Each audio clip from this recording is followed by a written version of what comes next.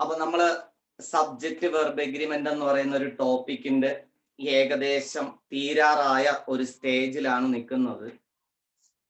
നമ്മൾ കഴിഞ്ഞ ക്ലാസ് വരെ അതിന്റെ എത്ര നിയമങ്ങൾ പഠിച്ചു എന്നുള്ളതൊന്ന് കമന്റ് ചെയ്യാമോ?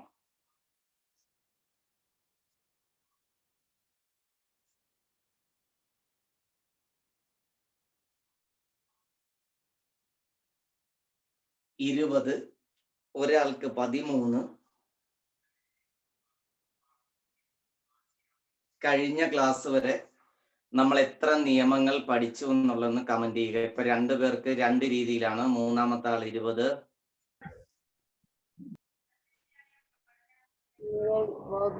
ഒരാൾക്ക് 19. ഓക്കെ, അപ്പൊ ഇനി കമന്റ് മതി. എന്തായാലും പലർക്കും പല രീതിയിലാണ്. ചിലര് രണ്ടായിട്ട് എഴുതിയ നിയമങ്ങൾ, ചിലർ ഒന്നായിട്ട് എഴുതി കാണും. അതുകൊണ്ടൊക്കെ ആയിരിക്കും ചിലപ്പോൾ ഈ ഒരു വ്യത്യാസം വരിക. അപ്പോ നമ്മൾ ഈ ടോപ്പിക്കിന്റെ പേര് തന്നെ നിങ്ങൾക്കറിയാം, സബ്ജക്റ്റ് വെർബ് എഗ്രിമെന്റ് എന്നാണ്. അതായത് ഒരു സെന്റൻസിൽ പലതരത്തിലുള്ള കാര്യങ്ങൾ നമുക്ക് സബ്ജക്റ്റ് ആയിട്ട് വരുന്നു. അത് തിരിച്ചറിഞ്ഞുകൊണ്ട് നമ്മൾ വെർബ് എഴുതുന്നു. ഇതാണ് നമ്മൾ ഇവിടെ പഠിച്ചുകൊണ്ടിരിക്കുന്നത്. അപ്പോ ഒരു സെന്റൻസിൽ സബ്ജക്റ്റ് ആയിട്ട് നമ്മൾ കുറെ കാര്യങ്ങൾ പഠിച്ചു. പലതരത്തിലുള്ള കാര്യങ്ങൾ ഒരു സെന്റൻസിൽ സബ്ജക്റ്റ് ആയിട്ട് വരാം. ചിലപ്പോൾ ഒരു വസ്തുവിന്റെ പേരായിരിക്കും സബ്ജക്റ്റ് ആയിട്ട് വരിക. ചിലപ്പോൾ ഒരു വ്യക്തിയുടെ പേരായിരിക്കും സബ്ജക്റ്റ് ആയിട്ട് വരിക. ചിലപ്പോൾ ഒരു പഠന വിഷയമായിരിക്കും സബ്ജക്റ്റ് ആയിട്ട് വരിക. ചിലപ്പോൾ ഒരു വെയിറ്റോ ഹൈറ്റോ ഒരു മെഷർമെന്റോ അങ്ങനെയുള്ള എന്തെങ്കിലുമൊക്കെ കാര്യങ്ങളൊക്കെ നമുക്ക് സബ്ജക്റ്റ് ആയിട്ട് വരും. ഓക്കെ, അപ്പോ നമ്മൾ ആ ഓരോന്നും സിംഗുലർ ആയിട്ട് പരിഗണിക്കണോ പ്ലൂറൽ ആയിട്ട് പരിഗണിക്കണോ എന്നുള്ള കുറേ നിയമങ്ങൾ നമ്മൾ പഠിച്ചു. ഓക്കെ, അപ്പോ നമ്മൾ ഈ പഠന വിഷയങ്ങൾ, അസുഖങ്ങൾ, ഇങ്ങനെ ഒരു നിയമം പഠിച്ചിട്ടുണ്ടാവും. പഠിച്ചായിരുന്നോ ഇല്ലയോ? ഒന്ന് കമന്റ് ചെയ്തേ. Yes, okay. അപ്പൊ നമ്മൾ ഇന്ന് പഠിക്കാൻ പോണ ആദ്യത്തെ നിയമം എന്ന് പറയുന്നത്, ചില സെന്റൻസുകളിൽ സബ്ജക്റ്റ് ആയിട്ട് വരുന്ന ചില കാര്യങ്ങൾ. ഇതേപോലത്തെ മറ്റൊരു നിയമം നമ്മൾ പഠിച്ചിരുന്നു. Everybody, everyone, somebody, someone, anybody, anyone, ഇങ്ങനെ കുറെ വാക്കുകൾ നമ്മൾ പഠിച്ചു. ഇതൊക്കെ ഒരു സെന്റൻസിൽ സബ്ജക്റ്റ് ആയിട്ട് വരുമെന്നും പറഞ്ഞു. അതുപോലെ ഇന്ന് നമ്മൾ പഠിക്കുന്നു, ചിലപ്പോൾ നിങ്ങൾക്ക് പരീക്ഷയ്ക്ക് കിട്ടുന്ന ഒരു സെന്റൻസിലെ സബ്ജക്റ്റ് ആയിട്ട് എനിത്തിങ് എന്നോ നത്തിങ് എന്നോ സംതിങ് എന്നോ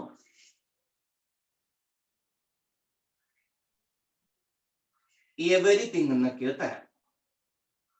ഓക്കെ, അപ്പൊ ഇവിടെ 4 കാര്യങ്ങളാണ് പറഞ്ഞത്. നമ്മൾ ഒരു സെന്റൻസിൽ ഒരു വ്യക്തിയുടെ പേര് സബ്ജക്റ്റ് ആയിട്ട് വരും എന്ന് പറഞ്ഞു. ചിലപ്പോൾ ഒരു വസ്തുവിന്റെ വരും.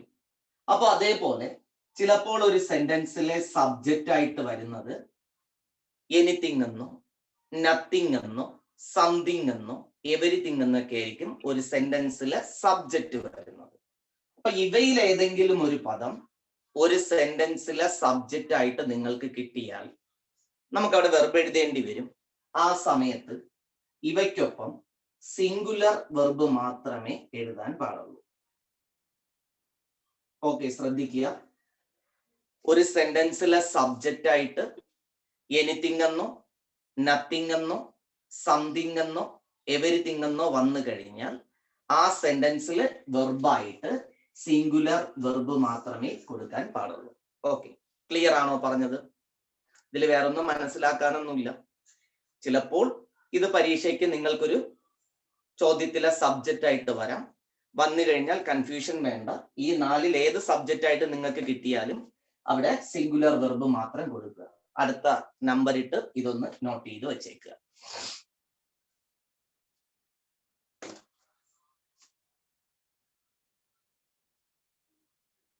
എഴുതി കഴിഞ്ഞോ? എഴുതി കഴിഞ്ഞെങ്കിൽ ഒരു ഓക്കെ എന്ന് കമന്റ് ഇട്ടെ.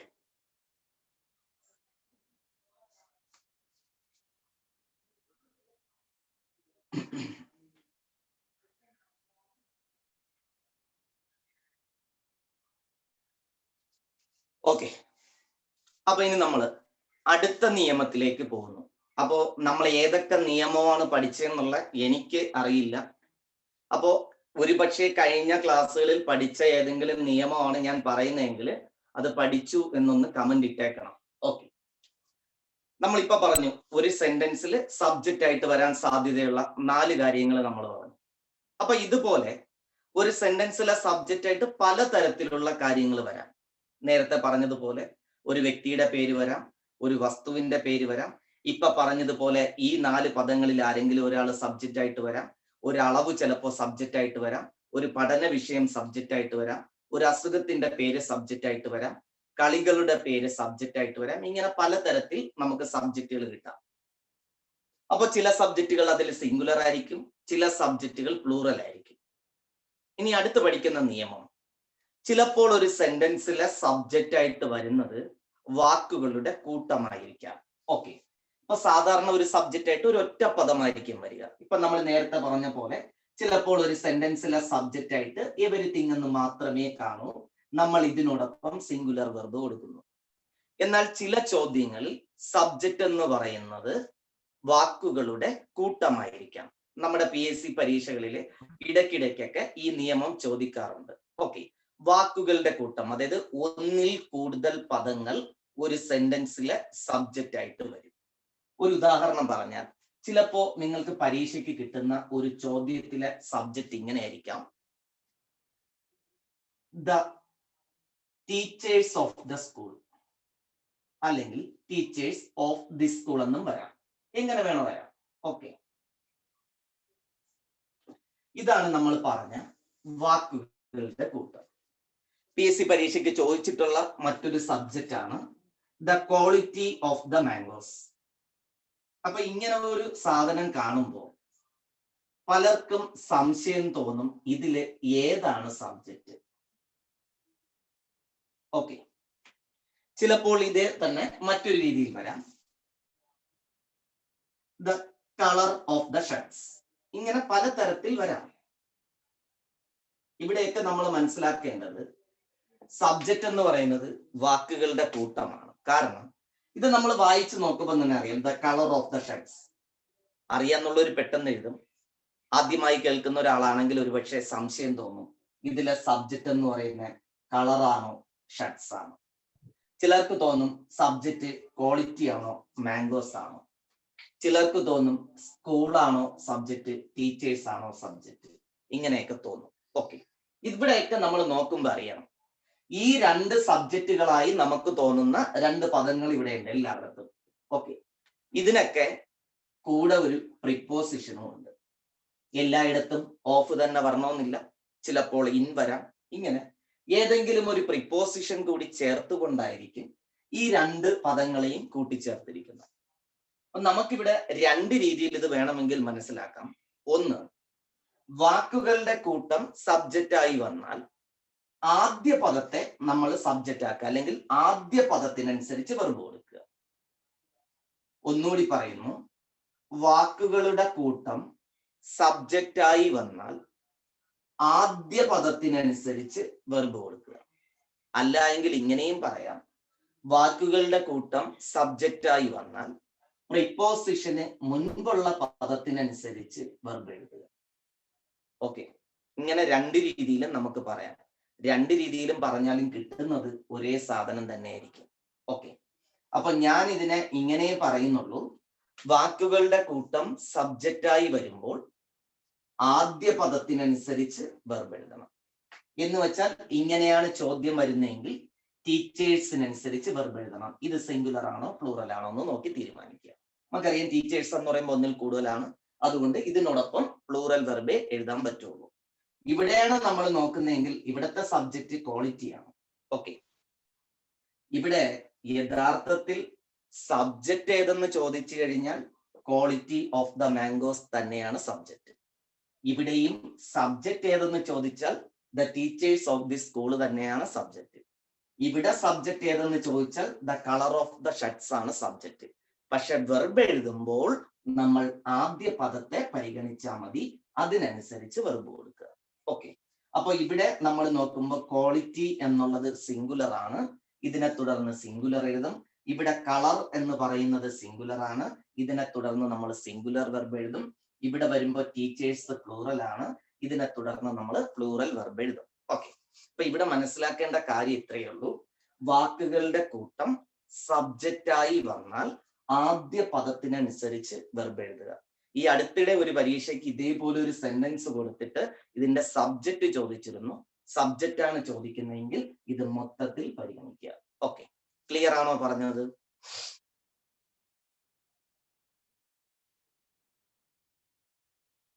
അപ്പൊ നിയമം എഴുതി വെക്കേണ്ടത് ഇങ്ങനെയാണ്: വാക്കുകളുടെ കൂട്ടം സബ്ജക്റ്റായി വന്നാൽ ആദ്യ പദത്തിനനുസരിച്ച് വെർബ് എഴുതുക. നിങ്ങൾ ചിലപ്പോൾ ഏതെങ്കിലും ബുക്കുകളിലൊക്കെ നോക്കുമ്പോൾ പ്രിപ്പോസിഷന് മുമ്പുള്ള പദത്തിനനുസരിച്ച് വെർബ് എഴുതാൻ ചിലപ്പോൾ കൊടുത്തിരിക്കും.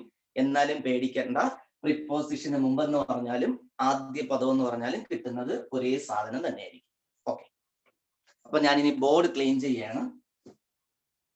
എക്സാമ്പിൾ വേണമെങ്കിൽ 1 or 2 നോട്ട് ചെയ്തിട്ടേക്ക് ആവശ്യമുണ്ടെങ്കിൽ.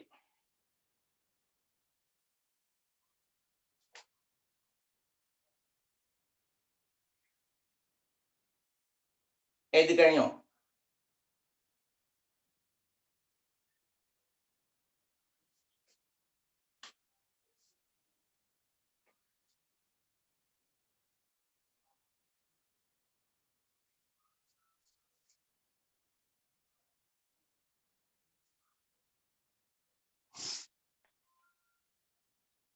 അപ്പോ നേരത്തെ പറഞ്ഞ കാര്യം തന്നെ വീണ്ടും പറയുന്നു.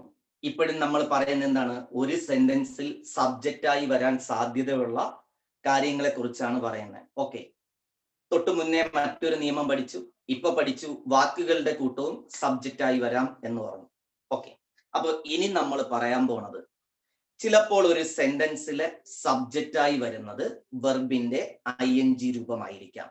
ഓക്കെ, ഒരു വ്യക്തിയുടെ പേര് വരുന്നത് പോലെ, ഒരു വസ്തുവിന്റെ പേര് വരുന്നത് പോലെ, ഒരു അസുഖത്തിന്റെ പേര് വരുന്നത് പോലെ ഒരു സെന്റൻസിൽ ചിലപ്പോൾ സബ്ജക്റ്റായി വരുന്നത് ഒരു വെർബിന്റെ ING രൂപമായിരിക്കും.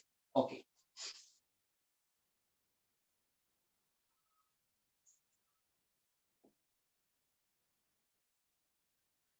ഒരു വെർബിന്റെ ING രൂപം, ഇതിനെ വിളിക്കുന്നൊരു പേരുണ്ട്, പ്രസന്റ് പാർട്ടിസിപ്പിൾ എന്നാണ് വെർബിന്റെ ING രൂപത്തെ വിളിക്കുന്ന പേര്. Okay, present participle.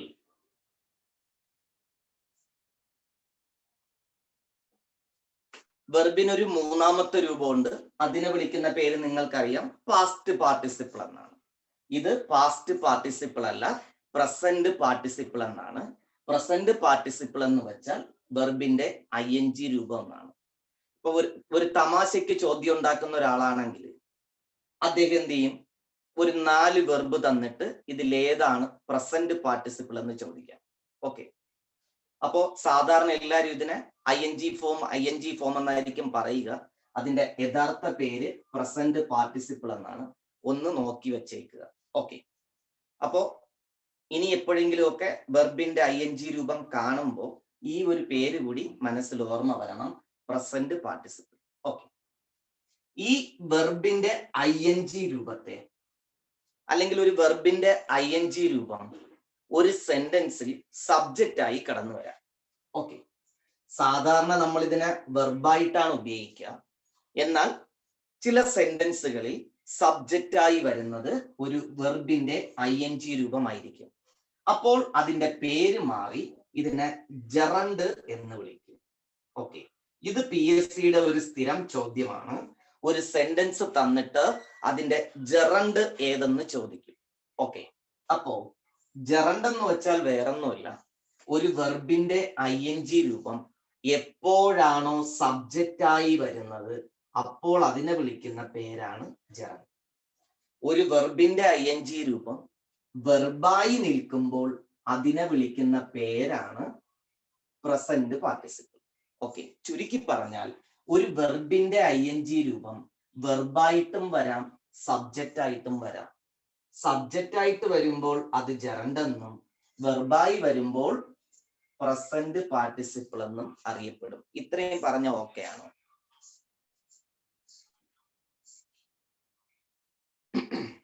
ഓക്കെ, അപ്പൊ ഇനി ശ്രദ്ധിക്കുക, വെർബിന്റെ ING രൂപത്തെ സബ്ജക്റ്റ് ആയിട്ട് ഉപയോഗിക്കുമ്പോൾ അതിനെ നമ്മൾ ജെറണ്ട് എന്ന് വിളിക്കും. അതിനോടൊപ്പം സിംഗുലർ വെർബ് മാത്രമേ ഉപയോഗിക്കാൻ പാടുള്ളൂ. ഓക്കെ, ഇതാണ് നമ്മുടെ നിയമം. ഒരു വെർബിന്റെ ING രൂപം സബ്ജക്റ്റ് ആയിട്ട് വരുമ്പോൾ അതിനോടൊപ്പം സിംഗുലർ വെർബ് മാത്രമേ ഉപയോഗിക്കാൻ പാടുള്ളൂ. KSRTC ബസ്സിലൊക്കെ യാത്ര ചെയ്യുന്നവർക്കറിയാം, ഡ്രൈവറിന്റെ സീറ്റിന്റെ സൈഡിലായിട്ടൊക്കെ ഒരു കാര്യം ഇംഗ്ലീഷിലും മലയാളത്തിലും എഴുതാറുണ്ട്. ഓക്കെ, അപ്പോ അവിടെ എഴുതി ഇങ്ങനെ വയ്ക്കും, smoking inside buses is punishable എന്നാണ് കൊടുക്കുക. ഓക്കെ, എന്തുകൊണ്ടെന്ന് വെച്ചാൽ ഇവിടെ ആ സെന്റൻസിലെ സബ്ജക്റ്റ് ആയിട്ട് വന്നിരിക്കുന്നത് സ്മോക്കിംഗ് ആണ്. ഓക്കെ, അപ്പോ സ്മോക്കിംഗ് എന്ന് പറയുന്നത് ഒരു വെർബിന്റെ ING രൂപമാണ്. അതവിടെ സബ്ജക്റ്റ് ആയിട്ടാണ് വന്നിരിക്കുന്നത്. ഇങ്ങനെ വരുന്ന സാഹചര്യങ്ങളിൽ ഇതിനെ തുടർന്ന് വരുന്ന വെർബ് സിംഗുലർ ഫോമിലെ എഴുതാൻ പാടുള്ളൂ. അപ്പൊ ഇത് പഠിക്കുമ്പോൾ വേണമെങ്കിൽ ഇങ്ങനെ പഠിക്കാം, ജെറണ്ടിനൊപ്പം സിംഗുലർ വെർബ് ഉപയോഗിക്കണം. അപ്പൊ ജെറണ്ട് എന്താണെന്ന് മറന്നു പോകരുത്, വെർബിന്റെ ING രൂപം സബ്ജക്റ്റ് ആയിട്ട് വരുന്നത്. അപ്പൊ ഇത് നിയമമായി എഴുതി വെക്കുമ്പോൾ ഇങ്ങനെ എഴുതുന്നതായിരിക്കും നല്ലത്. വെർബിന്റെ ING രൂപം സബ്ജക്റ്റ് ആയി വന്നാൽ ബ്രാക്കറ്റിൽ ജെറണ്ട് കൊടുക്കുക. ഒന്നുകൂടി പറയുന്നു, വെർബിന്റെ ING രൂപം സബ്ജക്റ്റ് ആയി വന്നാൽ ബ്രാക്കറ്റിൽ ജെറണ്ട് എന്ന് കൊടുക്കുക, സിംഗുലർ വെർബ് ഉപയോഗിക്കണം. ഇതാണ് നിയമം. ക്ലിയർ ആണോ? ഒന്നുകൂടി പറയണമെങ്കിൽ ഒരു P കമന്റ് ചെയ്യുക.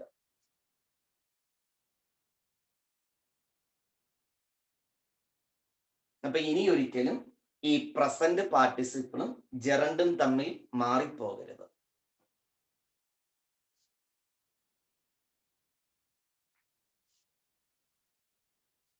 അപ്പൊ ഇനി ബോർഡ് മായ്ക്കുന്നു, അടുത്ത നിയമത്തിലേക്ക് പോകുന്നു.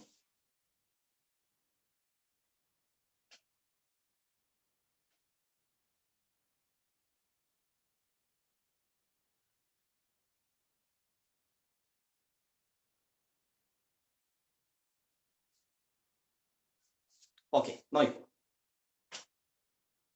അപ്പൊ നമ്മൾ കുറെ നേരം കൊണ്ട് പറയുന്നു പലതരത്തിലുള്ള കാര്യങ്ങൾ ഒരു സെന്റൻസിൽ സബ്ജക്റ്റ് ആയിട്ട് വരാം.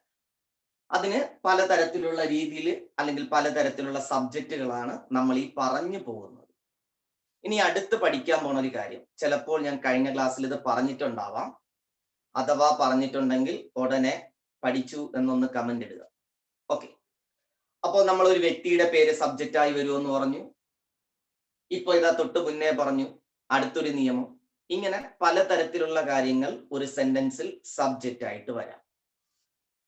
ചിലപ്പോൾ ജോഡിയായി കാണപ്പെടുന്ന ഒരു വസ്തു ആയിരിക്കാം നമുക്ക് സബ്ജക്റ്റ് ആയിട്ട് വരിക. ഓക്കെ, ഇപ്പൊ ഒരു വസ്തു എന്ന് പറയുമ്പോൾ ചിലപ്പോൾ ഒരു സെന്റൻസിലെ സബ്ജക്റ്റ് ആയിട്ട് വരുന്നത് പേനയായിരിക്കാം, ചിലപ്പോൾ ഒരു ബുക്കായിരിക്കാം, അല്ലെങ്കിൽ ഒരു ഷർട്ട് എന്നായിരിക്കാം വരിക, അല്ലെങ്കിൽ ആപ്പിൾ ആവാം, ഓറഞ്ച് ആവാം, ചിലപ്പോൾ കഴിക്കാൻ പറ്റുന്നതായിരിക്കാം, ചിലപ്പോൾ മറ്റെന്തെങ്കിലും ഉപയോഗമുള്ളതായിരിക്കാം. അങ്ങനെ ഏതെങ്കിലും ഒരു വസ്തു നമുക്ക് സബ്ജക്റ്റ് ആയിട്ട് വരാം. ഓക്കെ, എന്നാൽ ചില സെന്റൻസിലെ സബ്ജക്റ്റ് എന്ന് പറയുന്നത് ജോഡിയായി കാണപ്പെടുന്ന വസ്തുക്കളായിരിക്കും. അതായത് ഒരേപോലെയുള്ള രണ്ട് ഭാഗങ്ങൾ കൊണ്ട് നിർമ്മിച്ച വസ്തുക്കൾ. ഈ നിയമം കഴിഞ്ഞ ക്ലാസ്സിൽ പഠിച്ചായിരുന്നോ?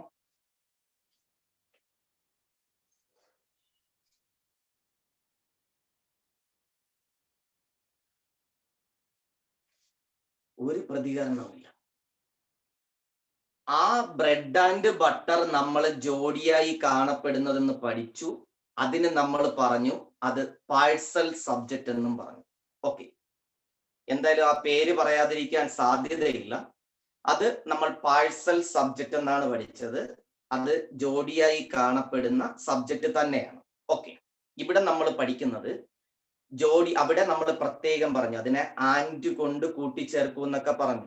ഓക്കെ, അപ്പോഴാണ് അത് ജോഡിയായി വരുന്നത്. Bread and butter, time and tide, age and experience, cup and saucer, rice and curry, ഈ വക സബ്ജക്റ്റുകളിലെല്ലാം ആൻഡ് കൊണ്ട് അതാണ് പഠിച്ചത്. ഓക്കെ, അവിടെ നമ്മൾ ആൻഡ് കൊണ്ട് രണ്ട് സബ്ജക്റ്റുകളെ കൂട്ടിച്ചേർക്കുമ്പോൾ അത് ജോഡിയായി വരുന്നു. ഓക്കെ, ഇതങ്ങനെയല്ല, ഇവിടെ ആൻഡ് ഒന്നും കാണില്ല, പക്ഷേ ചില വസ്തുക്കൾ ജോഡിയായി കാണപ്പെടും. ഇപ്പൊ ഒരു ഉദാഹരണം, ഈ പേന ഞാൻ ഇങ്ങനെ കാണിച്ചാൽ ഇത് ജോഡിയായി കാണപ്പെടുന്നതെന്നല്ല, ഇത് ഒറ്റയ്ക്കാണ് നിൽക്കുന്നത്.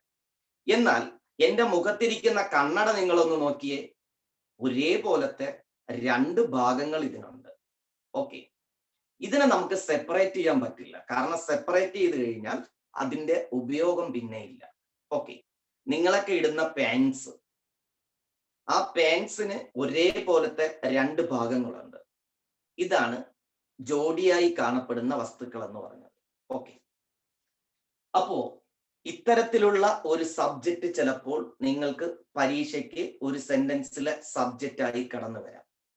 ഇങ്ങനെ ജോഡിയായി കാണപ്പെടുന്ന ഒരു വസ്തു സബ്ജക്റ്റ് ആയി വന്നാൽ, ഓക്കെ, പാഴ്സൽ സബ്ജക്റ്റ് അല്ല, തമ്മിൽ മാറരുത്. പാഴ്സൽ സബ്ജക്റ്റ് എന്ന് പറയുന്നത് ജോഡിയായി കാണപ്പെടുന്നതാണ്, പക്ഷേ അത് രണ്ട് വസ്തുക്കളാകണമെന്നില്ല. ഓക്കെ, അവിടെ പാഴ്സൽ സബ്ജക്റ്റ് ആകുമ്പോൾ ആൻഡ് കാണും, ഇവിടെ ആൻഡ് കൊണ്ടല്ല കൂട്ടിച്ചേർക്കുന്നത്. ആ ഒരു വ്യത്യാസം മനസ്സിലാക്കുക. ഓക്കെ, നമ്മൾ ഉദാഹരണം പറഞ്ഞാൽ കത്രിക. കത്രിക നിങ്ങൾ നോക്കിയാൽ അറിയാം, ഒരേപോലത്തെ രണ്ട് ഭാഗങ്ങൾ അതിനകത്തുണ്ട്. അപ്പോ ഇങ്ങനെയുള്ള വസ്തുക്കൾ ഒരു സെന്റൻസിലെ സബ്ജക്റ്റ് ആയിട്ട് വന്നാൽ അവിടെ പ്ലൂറൽ വെർബ് മാത്രമേ ഉപയോഗിക്കാൻ പാടുള്ളൂ. ഓക്കെ, അപ്പോ ഒരേപോലെയുള്ള രണ്ട് ഭാഗങ്ങൾ കൊണ്ട് നിർമ്മിക്കപ്പെട്ട തുണിത്തരങ്ങളാകാം, വസ്തുക്കളാകാം. ഓക്കെ, അത് നിങ്ങൾക്ക് കുറച്ചുകൂടി വ്യക്തമാകാൻ വേണ്ടിയിട്ടാണ് ആ ജോഡിയായി എന്ന വാക്ക് ഞാൻ ഇപ്പോ ഒഴിവാക്കിയത്. ഓക്കെ, അപ്പോ ആ ഒരു പാഴ്സൽ സബ്ജക്റ്റും ഇതും തമ്മിൽ ഒരു കൺഫ്യൂഷൻ വരണ്ട. ഇനി ഇങ്ങനെ പഠിച്ചാൽ മതി, ഒരേപോലെയുള്ള രണ്ട് ഭാഗങ്ങൾ കൊണ്ട് നിർമ്മിച്ച വസ്തുക്കൾ. ഓക്കെ, തുണിയാവട്ടെ മറ്റെന്തെങ്കിലും ആകട്ടെ, സബ്ജക്റ്റ് ആയിട്ട് വന്നാൽ വെർബ് പ്ലൂറൽ ആയിരിക്കണം. ഓക്കെ, കാരണം ഈ വസ്തുക്കളെ നമ്മൾ സെപ്പറേറ്റ് ചെയ്ത് കഴിഞ്ഞാൽ അതുകൊണ്ടൊരു ഉപയോഗമില്ല. ചവണ അതിനൊരു ഉദാഹരണമാണ്. ചവണ എന്ന് പറയുമ്പോൾ നമുക്കറിയാം, എന്തെങ്കിലും സാധനമൊക്കെ നമ്മൾ ഇങ്ങനെ എടുക്കാൻ ഉപയോഗിക്കുന്നതാണ്. അതിന്റെ ഒരു സാധനം പോയി കഴിഞ്ഞാൽ, ഒരു പാർട്ട് മാറ്റിക്കഴിഞ്ഞാൽ പിന്നെ അതുകൊണ്ട് ആ ഉപയോഗമില്ല. ഓക്കെ, എന്ന് വെച്ചാൽ ഇവയെ വേർതിരിച്ചു കഴിഞ്ഞാൽ അതുകൊണ്ടുള്ള ഉപയോഗമില്ല. ഓക്കെ, അപ്പോ ഇത്തരത്തിലുള്ള വസ്തുക്കൾ ഒരു സെന്റൻസിൽ സബ്ജക്റ്റ് ആയിട്ട് വന്നാൽ നമ്മൾ പ്ലൂറൽ വെർബ് ഉപയോഗിക്കണം. പറഞ്ഞ ക്ലിയർ ആണോ?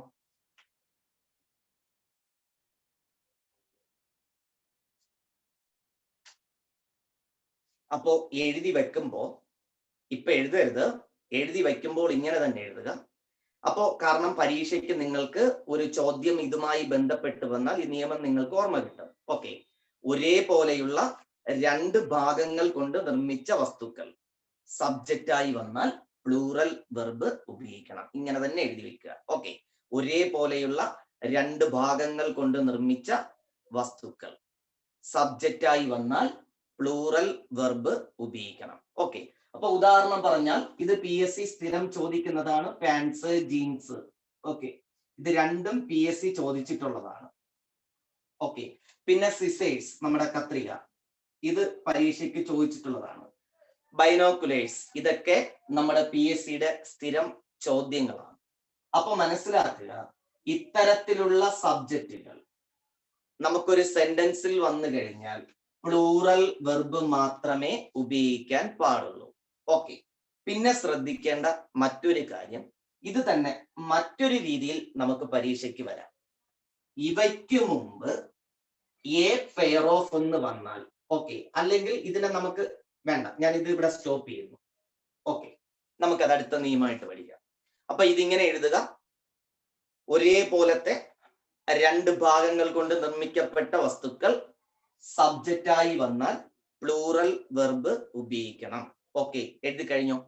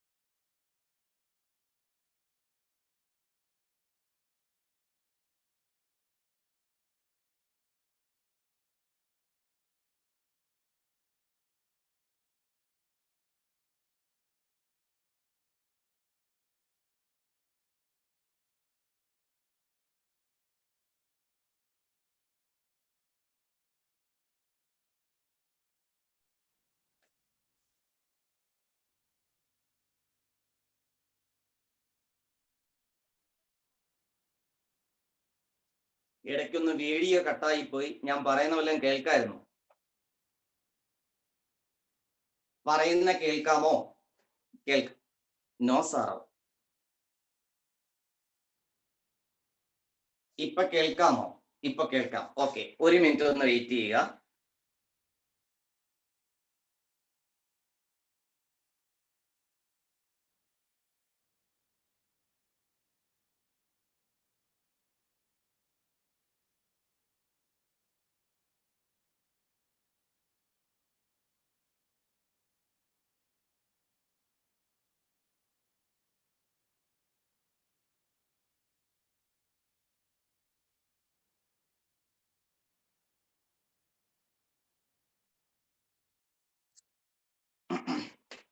ഓക്കെ,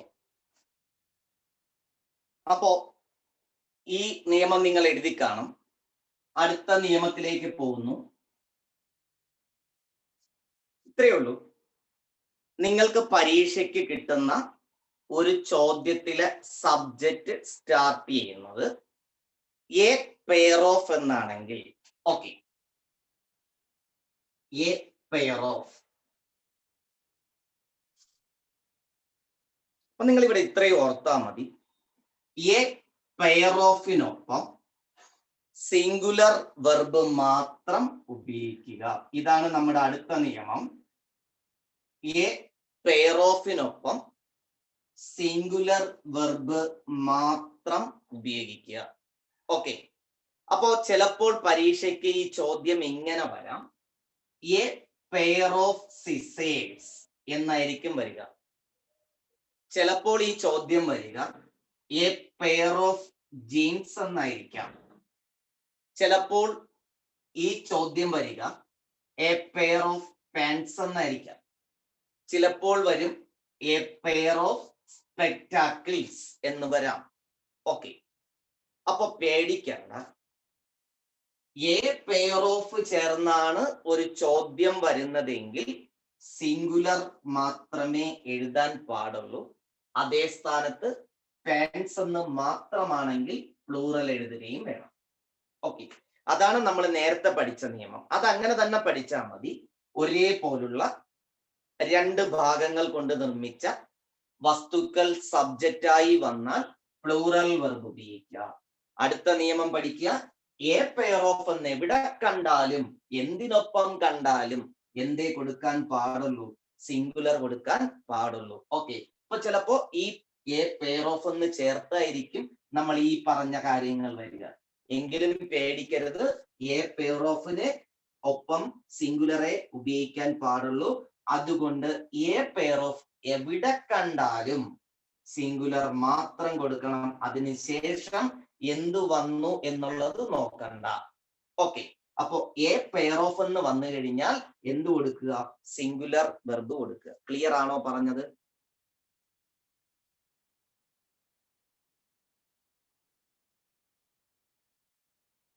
അപ്പൊ സാധാരണ ഇത് പഠിക്കുമ്പോൾ രണ്ടും കൂടി ഒരുമിച്ച് പഠിക്കും. നമ്മളിപ്പോ അത് സെപ്പറേറ്റ് ആയിട്ട് പഠിച്ചു. ഓക്കെ, എ പെയർ ഓഫിനൊപ്പം സിംഗുലർ കൊടുക്കുക. ഒരേപോലുള്ള രണ്ട് പാർട്സ് കൊണ്ട് നിർമ്മിച്ച വസ്തുക്കൾക്കൊപ്പം പ്ലൂറലും കൊടുക്കുക. ഓക്കെ, ഇത് രണ്ടും കൂടി മിക്സ് ചെയ്ത് വന്നാൽ നമുക്ക് ഇവനെ വേണം നമ്മൾ പരിഗണിക്കാൻ.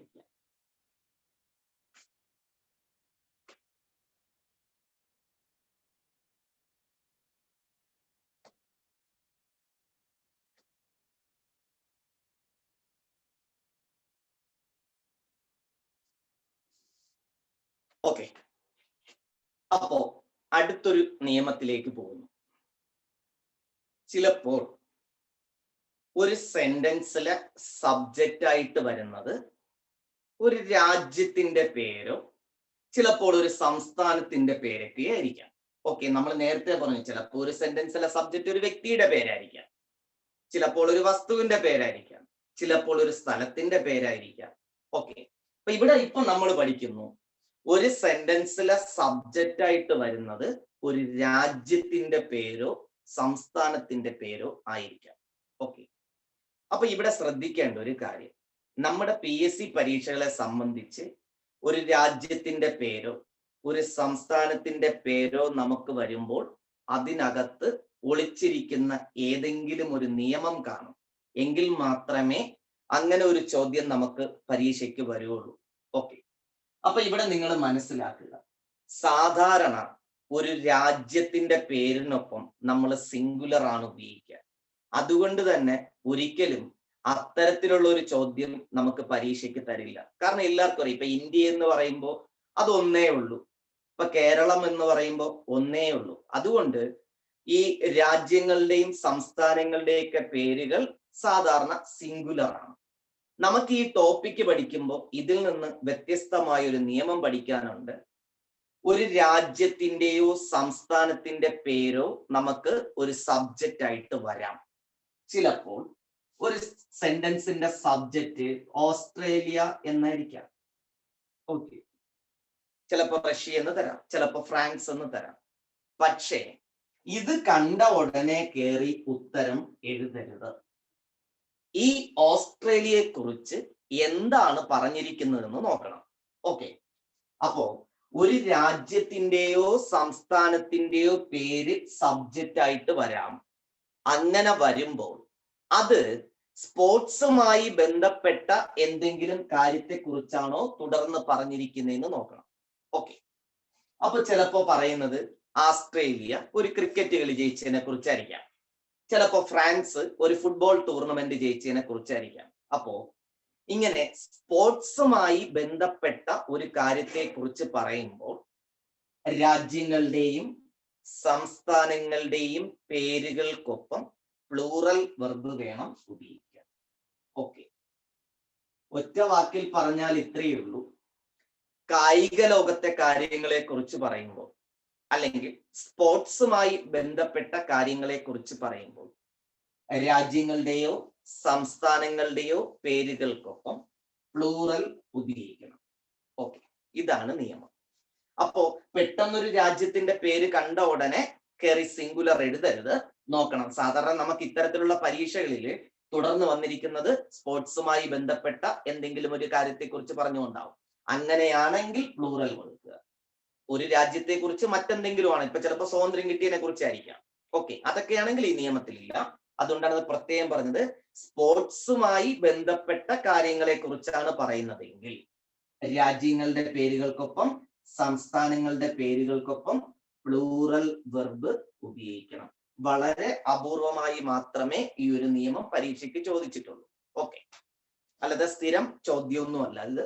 ഒന്ന് ഓർത്തു വെച്ചേക്കുക, ഒരുപക്ഷെ പരീക്ഷയ്ക്ക് വന്നാൽ തെറ്റിപ്പോകരുത്.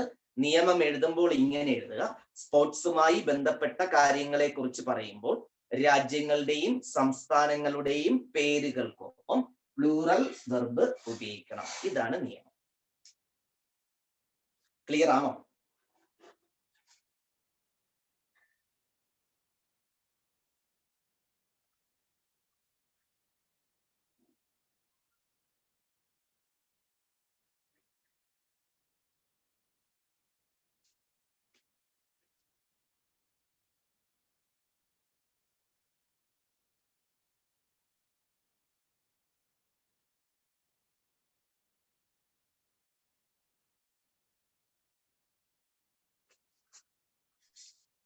അപ്പോ അടുത്ത ഒരു കാര്യത്തിലേക്ക് പോകുന്നു. മറ്റൊരു തരത്തിലുള്ള സബ്ജക്റ്റിനെ കുറിച്ചാണ് പറയുന്നത്. ഓക്കെ, സാധാരണ നമ്മൾ ചില സബ്ജക്റ്റുകളെ തിരിച്ചറിയുന്നത് അല്ലെങ്കിൽ നമ്മൾ വെർബുകളെ തിരിച്ചറിയുന്നതിനുള്ള ചെറിയ ഷോർട്ട് കട്ടൊക്കെ നമ്മൾ ഉപയോഗിക്കാറുണ്ട് ഒരു വെർബിനെ തിരിച്ചറിയാൻ. എല്ലാവർക്കും അറിയാം, നമ്മളിപ്പോ കുറെ സാധനങ്ങൾക്കൊപ്പം സിംഗുലർ ഉപയോഗിക്കാൻ പറഞ്ഞു, ചിലതിനൊപ്പം പ്ലൂറൽ ഉപയോഗിക്കാൻ പറഞ്ഞു. അപ്പൊ ഇത്തരത്തിൽ നമ്മൾ സിംഗുലർ പ്ലൂറൽ വെർബുകളെ നമ്മൾ തിരിച്ചറിയുന്നത് എപ്പോഴും നമ്മൾ പറയാറുണ്ട്, എസ്സിൽ അവസാനിക്കുന്ന വെർബുകളാണ് സിംഗുലർ എന്നൊക്കെ നമ്മൾ പറയും. എസ്സിൽ അവസാനിക്കുന്ന വെർബുകളാണ് സിംഗുലർ. ഓക്കെ, ഇത് നിങ്ങൾ ആരും എഴുതരുത്, ഞാൻ വെറുതെ വരയ്ക്കുന്നതാണ്. ഞാൻ എഴുതും, നിങ്ങൾ ഇത് വരച്ചെഴുതണമെന്നില്ല. ഓക്കെ, ഇപ്പോ ഒരു വെർബിനെ കുറിച്ച് ഞാൻ പറയുന്നു. വെർബിന് സിംഗുലർ പ്ലൂറൽ ഇങ്ങനെ രണ്ട് ഫോംസ് ഉണ്ട്, അതെല്ലാവർക്കും അറിയാം. ഓക്കെ, അപ്പോ വെർബിന് സിംഗുലർ എന്നും പ്ലൂറൽ എന്നും രണ്ട് രൂപങ്ങളുണ്ട്. അതില് സിംഗുലർ വെർബുകൾ എന്ന് പറയുന്നത് എല്ലായ്പ്പോഴും എസ്സിലായിരിക്കും അവസാനിക്കുക. നമ്മൾ പഠിച്ചിട്ടുണ്ട് ഈസ്, വാസ്, ഹാസ്, ഡസ്, ഇങ്ങനെ ആവശ്യം പോലെ വെർബുകൾ നമുക്ക് എഴുതാം.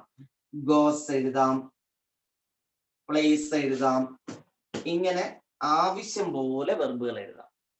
അപ്പൊ ഇവിടെ സിംഗുലർ വെർബാണോ അത് എസ്സിൽ തന്നെ അവസാനിക്കും, അതില് യാതൊരു സംശയവും വേണ്ട. ഓക്കെ. എന്നാൽ പ്ലൂറൽ വെർബുകൾ എസ്സിൽ അവസാനിക്കാറില്ല.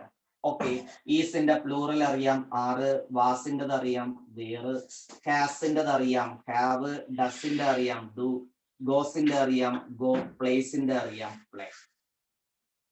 ഓക്കെ, ഇവിടെ നമുക്ക് 100% ഉറപ്പിച്ച് തന്നെ പറയാം, ഒരു സിംഗുലർ വെർബ് എന്ന് പറയുന്നത് എസ് എന്ന അക്ഷരത്തിൽ അവസാനിക്കും.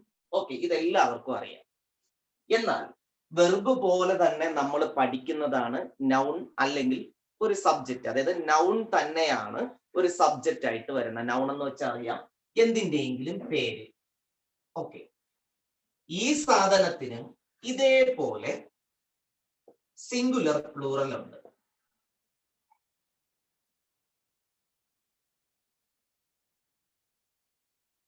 ഇതും നിങ്ങൾ എഴുതണ്ട, ഞാൻ ജസ്റ്റ് ഒന്ന് ഇത് പറയാൻ വേണ്ടി മാത്രം, ഒരു കാര്യത്തിലേക്ക് പോകാൻ വേണ്ടി ഇത് പറയുന്നു എന്നേ ഉള്ളൂ. ഓക്കെ, വെർബിനും സിംഗുലർ പ്ലൂറൽ ഉണ്ട്, നൗണിനും സിംഗുലർ പ്ലൂറൽ ഉണ്ട്. ഈ നൗൺ തന്നെയാണ് നമുക്കൊരു സെന്റൻസിൽ സബ്ജക്റ്റ് ആയിട്ട് വരുന്നത്. ഓക്കെ, എന്തിന്റെയെങ്കിലും പേര് സബ്ജക്റ്റ് ആയിട്ട് വരുന്നു. അതാണ് ഞാൻ ഇന്ന് തുടങ്ങിയ സമയം മുതലേ പറയുന്നത്. ഒരു വ്യക്തിയുടെ പേര് സബ്ജക്റ്റ് ആയിട്ട് വരാം, വസ്തുവിൻ്റെത് വരാം, ഇങ്ങനെയൊക്കെ വരാം. ഓക്കെ, അപ്പൊ സാധാരണ ഒരു നൗൺ നമുക്ക് സബ്ജക്റ്റ് ആയിട്ട് വരുന്നു. അപ്പൊ ഒരു നൗണിനും സിംഗുലർ പ്ലൂറൽ ഉണ്ട്. ഓക്കെ, കുറച്ച് ഉദാഹരണം നോക്കാം.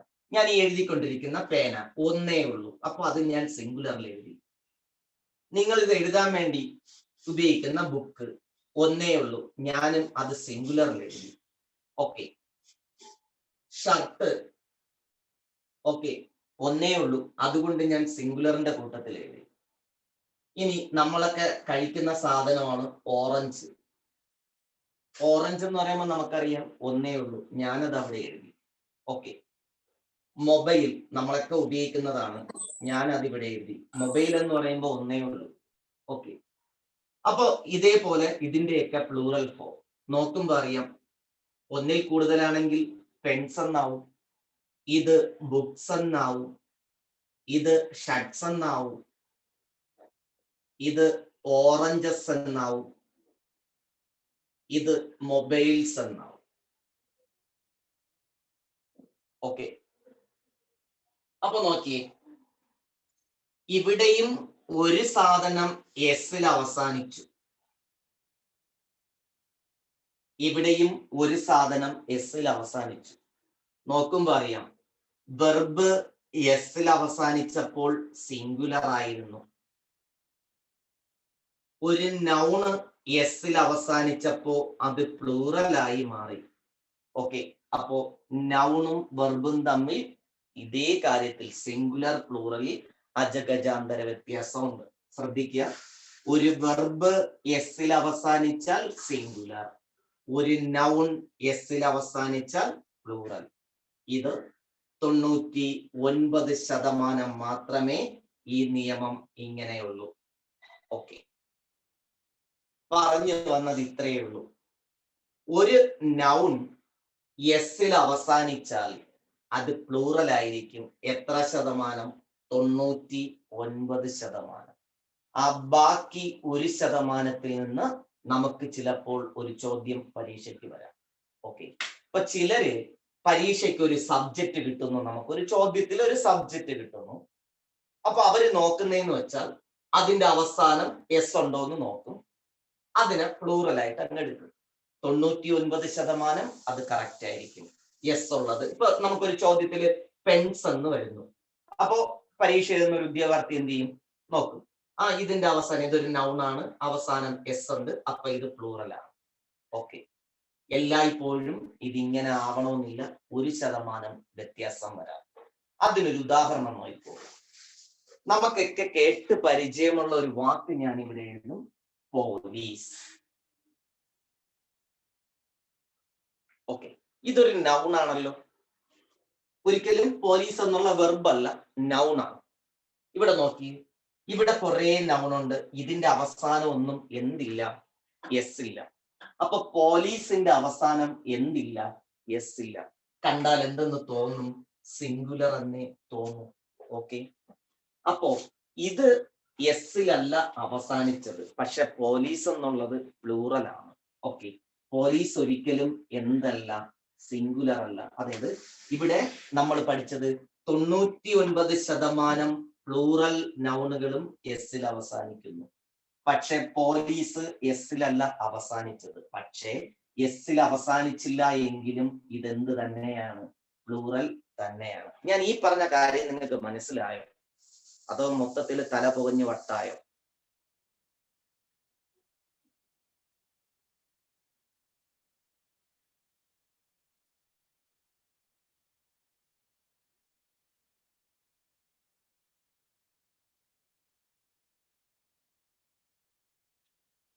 അപ്പൊ നമുക്ക് പരീക്ഷയ്ക്ക് വരുന്ന ഈ 1% ചില സബ്ജക്റ്റുകളുണ്ട്. ഓക്കെ, അതായത് യെസ് ഉണ്ടോ ഇല്ലയോ എന്ന് നോക്കി നമുക്ക് തിരിച്ചറിയാൻ പറ്റാത്തത്.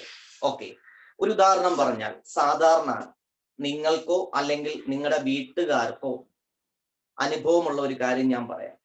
ചന്തയിൽ മീന് വാങ്ങിക്കാൻ പോകും. എന്നിട്ട് സാധാരണ മീന് ചീഞ്ഞതാണോ ഇല്ലയോ എന്ന് ഒറ്റ നോട്ടത്തിൽ തിരിച്ചറിയുന്നത് എങ്ങനെയാ? ഒരു വിരല് കൊണ്ട് ഇങ്ങനെ അതിനെ കുത്തി നോക്കും. കുത്തി നോക്കുമ്പോൾ അറിയാം ഇത് ചീഞ്ഞതാണോ അല്ലയോ എന്നുള്ളത്. ഓക്കെ, അതേപോലെയാണ് ഇവിടെ. ചില നൗണുകളെ യെസ് ഉണ്ടോ ഇല്ലയോ എന്ന് നോക്കി സിംഗുലർ പ്ലൂറൽ നമുക്ക് തിരിച്ചറിയാം. ഓക്കെ, നമ്മൾ ചിലപ്പോൾ ഒരു മീന് കുത്തി നോക്കി നല്ലതാണെന്ന് വിചാരിച്ച് വീട്ടിൽ കൊണ്ടുപോകും. കഴുകി നോക്കുമ്പോഴായിരിക്കും മനസ്സിലാക്കുന്നത് അത് ചീഞ്ഞു പോയി എന്ന്. ഓക്കെ, കുത്തി നോക്കുമ്പോൾ അത് എന്ത് ചെയ്യണമെന്നില്ല, താന്ന് പോണമെന്നില്ല. അതേപോലെ ചില നൗണുകളെ നമുക്ക് കാഴ്ചയിൽ സിംഗുലർ ആണോ പ്ലൂറൽ ആണോ എന്ന് തിരിച്ചറിയാൻ പറ്റില്ല. ഇതാണ് ഇതിന്റെ ഒറ്റ വാക്കിൽ പറഞ്ഞാൽ ഇതിന്റെ കണ്ടന്റ്. ഓക്കെ, ഒരു നൗണിനെ എപ്പോഴും കാഴ്ചയിൽ തിരിച്ചറിയണമെന്നില്ല. വെർബിനെ തിരിച്ചറിയാം, കാരണം ഇത് 100% ഇത് നമുക്ക് ആപ്ലിക്കബിൾ ആണ്. എസ്സിൽ അവസാനിക്കുന്നത് സിംഗുലർ ആയിരിക്കും. ഓക്കെ, പക്ഷെ നൗണിന്റെ കാര്യത്തിൽ ആ ഒരു ഉറപ്പ് നമുക്ക് പറയാൻ പറ്റില്ല. എന്ന് വെച്ചാൽ നൗണിനെ കാഴ്ചയിൽ സിംഗുലർ ആണോ പ്ലൂറൽ ആണോ എന്ന് തിരിച്ചറിയാൻ പറ്റില്ല. ഓക്കെ, ഇവിടെ പോലീസ് എന്നുള്ളത് കാഴ്ചയിൽ സിംഗുലറായി തോന്നും, കാരണം എസ് ഇല്ലാത്തത് കൊണ്ട്. പക്ഷെ യഥാർത്ഥത്തിൽ ഇത് പ്ലൂറൽ ആണ്. ചിലപ്പോൾ നിങ്ങൾക്ക് പരീക്ഷയ്ക്ക് ഒരു ചോദ്യത്തിലെ സബ്ജക്റ്റ് ആയിട്ട് സേവിങ്സ് എന്ന് വരാം. ഓക്കെ, ഇതില് എസ് ഉണ്ട്, കാഴ്ചയിൽ പ്ലൂറൽ ആണ്. ഇവിടെയും അതെന്ത് തന്നെയാണ്, പ്ലൂറൽ തന്നെയാണ്. ഓക്കെ, അപ്പൊ 2 പ്ലൂറൽ സബ്ജക്റ്റുകളെ കുറിച്ചാണ് ഞാൻ പറഞ്ഞത്. ഞാൻ പറഞ്ഞ ബാക്കി കാര്യങ്ങളൊക്കെ നിങ്ങൾ വിട്ടേക്കുക. ഒറ്റ കാര്യം മാത്രം മനസ്സിലുണ്ടായിരുന്നാൽ മതി, കാഴ്ചയിൽ ഒരു നൗണിനെ തിരിച്ചറിയുക ബുദ്ധിമുട്ടാണ്. അത് മാത്രം നിങ്ങളുടെ മനസ്സിലുണ്ടായിരുന്നാൽ മതി. അപ്പോ പോലീസ് എന്നുള്ളത് പ്ലൂറൽ ആണ്, സേവിങ്സ് എന്നുള്ളതും പ്ലൂറൽ ആണ്. 1 എസ്സിൽ അവസാനിച്ചു, പക്ഷെ 1 എസ്സിൽ അവസാനിക്കുന്നില്ല. അതുകൊണ്ടാണ് പറഞ്ഞത് കാഴ്ചയിൽ തിരിച്ചറിയുക പലപ്പോഴും പ്രയാസമാണ്. നിങ്ങൾ കേട്ടിട്ടുള്ള മറ്റൊരു പദമുണ്ട്, ഏണിങ്സ്. ഓക്കെ, ഏണിങ്സ് കാഴ്ചയിൽ നമുക്ക് തിരിച്ചറിയാൻ പറ്റില്ല, കാരണം ഇവിടെ തൊട്ട് മുകളിൽ നോക്കി അറിയാം എസ്സിൽ അവസാനിച്ച ഒന്ന് പ്ലൂറൽ ആണ്, എസ് ഇല്ലാത്ത മറ്റൊന്ന് പ്ലൂറൽ ആണ്. അപ്പോ ഇവിടെ 2 രീതിയിലും പ്ലൂറൽ വന്നു. അപ്പോ ഇത് കാണുമ്പോൾ ഏണിങ്സ് സിംഗുലർ ആണോ പ്ലൂറൽ ആണോ എന്ന് ചിലപ്പോൾ സംശയം തോന്നാം. ഓക്കെ, ഇവിടെ മനസ്സിലാക്കുക, ഏണിങ്സ് എന്ന് പറയുന്നത് പ്ലൂറൽ ആണ്. ഓക്കെ, അപ്പൊ ഞാനിവിടെ 3 സബ്ജക്റ്റ് പറഞ്ഞു. പോലീസ് പറഞ്ഞു, സേവിങ്സ് പറഞ്ഞു, ഏണിങ്സ് പറഞ്ഞു. 3ഉം പ്ലൂറൽ ആണ്. ഓക്കെ, PSC പരീക്ഷകളിൽ സ്ഥിരം ചോദിക്കുന്ന മറ്റൊരു സബ്ജക്റ്റ് ഉണ്ട്, പീപ്പിൾ. ഓക്കെ, പീപ്പിൾ എന്നുള്ളത് നമുക്കറിയാം ജനങ്ങൾ എന്നാണ്, ഇതും പ്ലൂറൽ ആണ്. PSC പരീക്ഷകളിൽ സ്ഥിരം ചോദിക്കുന്ന മറ്റൊരു സബ്ജക്റ്റ് ഉണ്ട്, അതായത് കാഴ്ചയിൽ നമുക്ക് തിരിച്ചറിയാൻ പറ്റാത്ത സബ്ജക്റ്റ്, അതാണ് ക്യാറ്റിൽ. ക്യാറ്റിൽ എന്ന് പറയുന്നത് ഒരു പ്ലൂറൽ സബ്ജക്റ്റിന് ഉദാഹരണമാണ്. ഓക്കെ, അപ്പോ ഇത്തരത്തിലുള്ള കുറെ സബ്ജക്റ്റുകൾ നമ്മളൊന്ന് അറിഞ്ഞു വച്ചിരിക്കണം. ഓക്കെ, ഇത്തരത്തിലുള്ള സബ്ജക്റ്റുകൾ ഒരു സെന്റൻസിൽ വന്നു കഴിഞ്ഞാൽ നമ്മൾ പ്ലൂറൽ വെർബ് മാത്രമേ ഉപയോഗിക്കാൻ പാടുള്ളൂ. ഓക്കെ, ഈ ഗണത്തിൽപ്പെട്ട മറ്റൊരു സബ്ജക്റ്റ് ആണ് പോൾട്രി. ഓക്കെ, ഇതും ഒരു പ്ലൂറൽ സബ്ജക്റ്റിന് ഉദാഹരണമാണ്. ഇതേപോലുള്ള മറ്റൊരു സബ്ജക്റ്റ് ആണ്, ഓർത്തു വച്ചേക്ക്, ചിലപ്പോൾ പരീക്ഷയ്ക്ക് ചോദിച്ചേക്കാം, ബിലോങ്. ഓക്കെ, ഇനി ഇതേപോലെ പരീക്ഷയ്ക്ക് ചോദിക്കാൻ സാധ്യതയുള്ള മറ്റൊരു സബ്ജക്റ്റ് ആണ് ക്ലർജി. ഓക്കെ, ഈ സബ്ജക്റ്റുകളുടെ പ്രത്യേകത എന്ന് പറയുന്നത് ഇവയെല്ലാം പ്ലൂറൽ സബ്ജക്റ്റുകളാണ്. ഓക്കെ, ഇത്തരത്തിലുള്ള സബ്ജക്റ്റുകൾ ഒരു സെന്റൻസിൽ വന്നു കഴിഞ്ഞാൽ, വേറെയും കുറെ ഉണ്ട്, എല്ലാം കൂടി പഠിക്കണ്ട. ഇവിടെ നിങ്ങളുടെ മനസ്സിൽ ഇപ്പോൾ ഒരു കാര്യം മാത്രം നിങ്ങൾ പതിച്ചാൽ മതി, ഒരു നൗണിനെ കാഴ്ചയിൽ തിരിച്ചറിയാൻ പോകരുത്. ഓക്കെ, വെർബിനെ നമുക്ക് എസ് ഉണ്ടോ ഇല്ലയോ എന്ന് നോക്കി തിരിച്ചറിയാം. നൗണിനെ ഒരു കാരണവശാലും എസ് ഉണ്ടോ ഇല്ലയോ എന്ന് നോക്കി സിംഗുലർ പ്ലൂറൽ തീരുമാനിക്കരുത്. ആ ഒരു കാര്യം നിങ്ങളിൽ എത്തിക്കാൻ വേണ്ടിയിട്ടാണ് ഈ ഉദാഹരണം പറയാൻ കാരണം. ഓക്കെ, അപ്പൊ നിങ്ങൾ ഒരു കാര്യം ചെയ്യുക, ഇത്രയും സബ്ജക്റ്റ് ഒന്ന് എഴുതിയിടുക, ഇവയോടൊപ്പം പ്ലൂറൽ വെർബ് ഉപയോഗിക്കണം എന്ന് എഴുതുക. ഓക്കെ, ഇതിനകത്ത് PSCയുടെ സ്ഥിരം ചോദ്യങ്ങൾ എന്ന് പറയുന്നത് ഈ ക്യാറ്റില്, പോലീസ്, പീപ്പിൾ, ഇതൊക്കെയാണ് PSCയുടെ സ്ഥിരം ചോദ്യങ്ങൾ. ഓക്കെ, അപ്പൊ ഇത്രയൊന്ന് നോട്ട് ചെയ്യുക. ഇവയോടൊപ്പം സിംഗുലർ വെർബ് പ്ലൂറൽ വെർബ് മാത്രം ഉപയോഗിക്കണമെന്ന് എഴുതിയിട്ടേക്കുക. ഓക്കെ,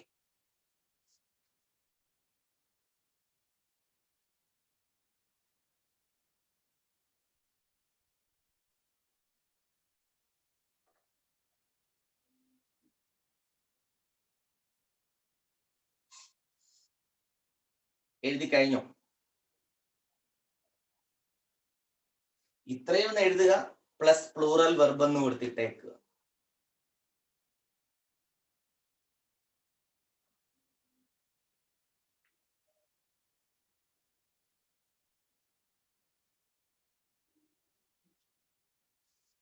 അപ്പോ ഒന്നുകൂടി പറയുന്നു, ഈ നിയമത്തിൽ നിങ്ങൾ ഇത് പഠിക്കുന്നതിനേക്കാളും പ്രാധാന്യം ഞാൻ പറഞ്ഞ ഒരൊറ്റ വാക്കിനാണ്. അത് വേറൊന്നുമല്ല, ഒരു നൗണിനെ എസ് ഉണ്ടോ ഇല്ലയോ എന്ന് നോക്കി സിംഗുലർ പ്ലൂറൽ തീരുമാനിക്കരുത്. ഓക്കെ,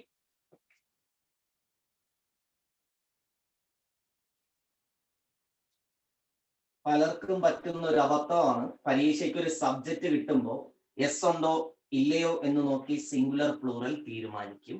നിങ്ങൾ അങ്ങനെ തീരുമാനിക്കരുത്, കാരണം ചിലപ്പോൾ പണി കിട്ടും. ഓക്കെ, ഇനി അടുത്ത ഒരു നിയമത്തിലേക്ക് പോകുന്നു, ശ്രദ്ധിക്കുക. ഒരു സെന്റൻസിലെ സബ്ജക്റ്റ് ആയിട്ട് ഒരു കളക്റ്റീവ് നൗൺ വരാം.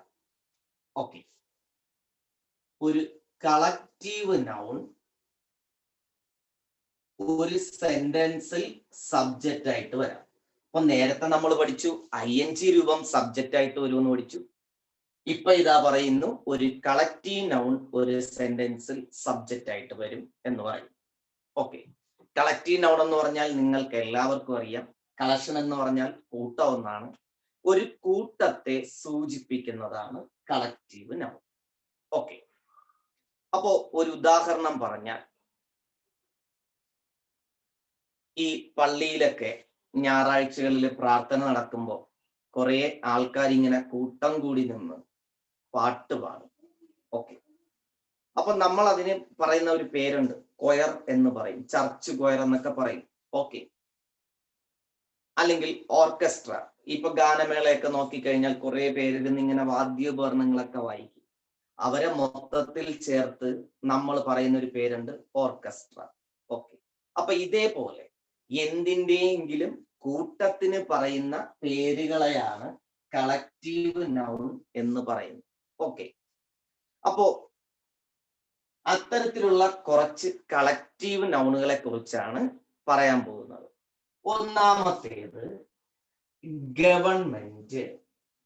ഓക്കെ, ഈ ഗവൺമെന്റ് എന്നുള്ളത് ഒരു കളക്റ്റീവ് നൗണിന് ഉദാഹരണമാണ്. നമ്മളൊക്കെ പറയുന്ന ഒരു വാക്കുണ്ട് പബ്ലിക്. ഓക്കെ, ഈ പബ്ലിക് ഒരു കളക്റ്റീവ് നൗണിന് ഉദാഹരണമാണ്.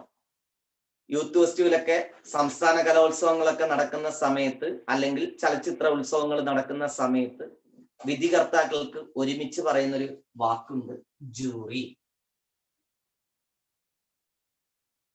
ഓക്കെ, അപ്പൊ ഇതൊക്കെ കളക്റ്റീവ് നൗണിന് ഉദാഹരണങ്ങളാണ്. കൗൺസിൽ എന്നുള്ളത് ഒരു കളക്റ്റീവ് നൗണിന് ഉദാഹരണമാണ്.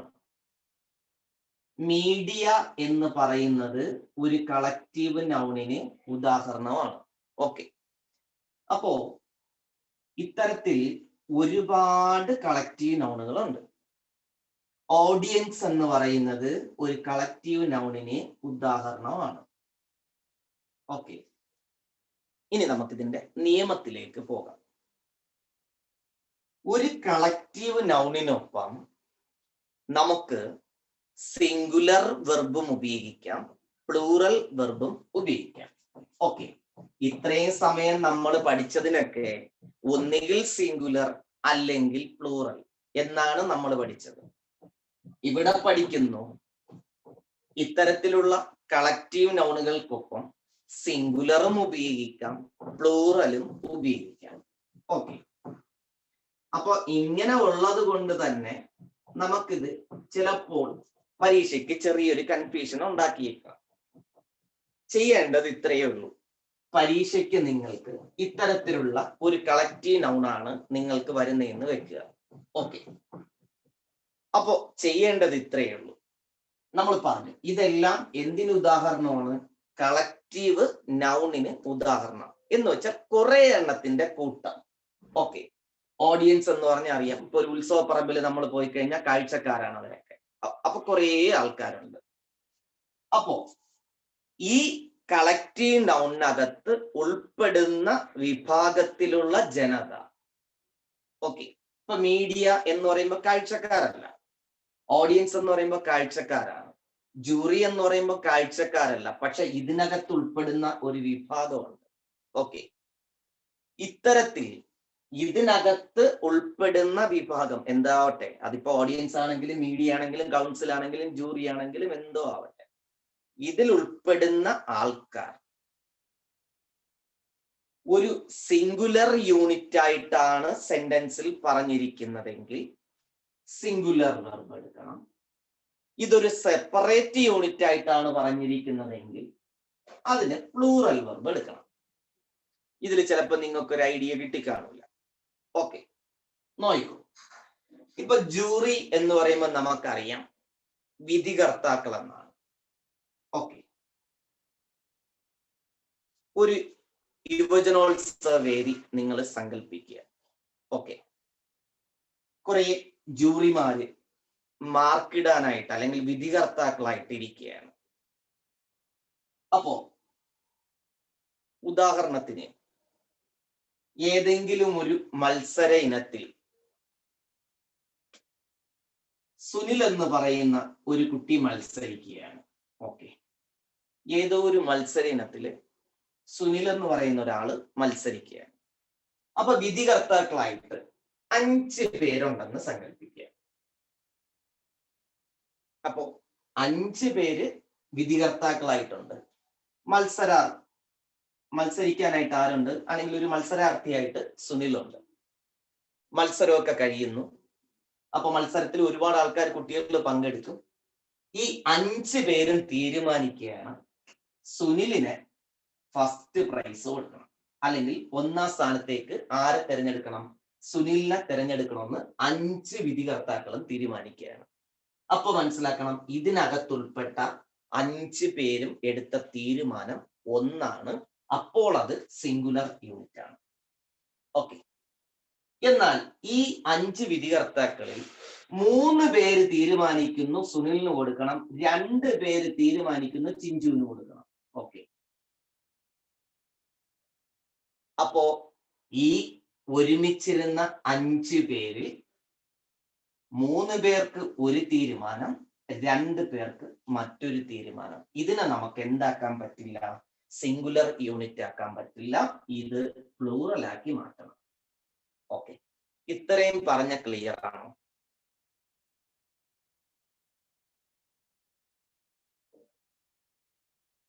ഇതെങ്ങനെയാണ് സിംഗുലർ പ്ലൂറൽ ആകുന്നത് എന്നുള്ള ഒരു ഉദാഹരണമാണ് ഞാൻ ഈ പറഞ്ഞത്. ഓക്കെ. ഇനി ഒരു ഉദാഹരണം കൂടി നോക്കൂ. ഇതൊക്കെ തീർന്നു, ഇത് മാറ്റി ഞാൻ.